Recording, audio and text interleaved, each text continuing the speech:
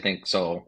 And it's important that we cover the first appointment in detail, just because I think a lot of advisors drop the ball in that area when it comes to virtual. I think it's just like when it's in person, you have the office, you can build the credibility that way, right? But it's like on Right. Zoom, to build that trust and credibility is just a little bit more of a challenge. And so, Yeah, um, now I can speak to that in a second here, but just to get this one thing out of the way is that, yeah, um, and I just learned this, by the way, so I'm always studying and learning. I'm going to a training next month with one of the top virtual selling people in the world.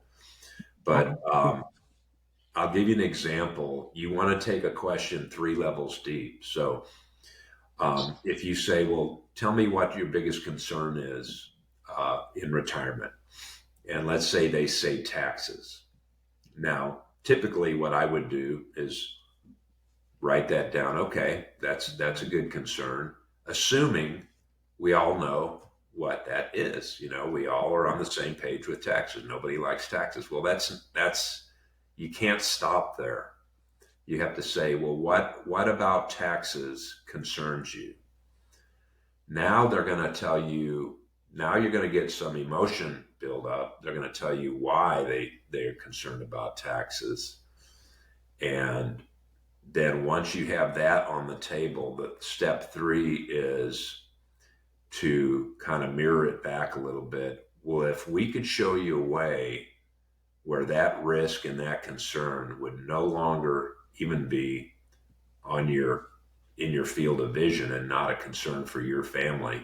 In other words, we've solved that issue and you can concentrate on other things. How would that make you feel? And so now what you're doing is you're getting them to create a picture in their mind that has an emotional anchor, and then now you're talking on a different subconsciously on a different level than a surface level taxes. You know, so this is what I'm trying to get better at. That's huge. That's huge. Yeah, The three questions deep questions. That's awesome. yeah. That's awesome. And we're Uh, getting back to the challenges of virtual selling.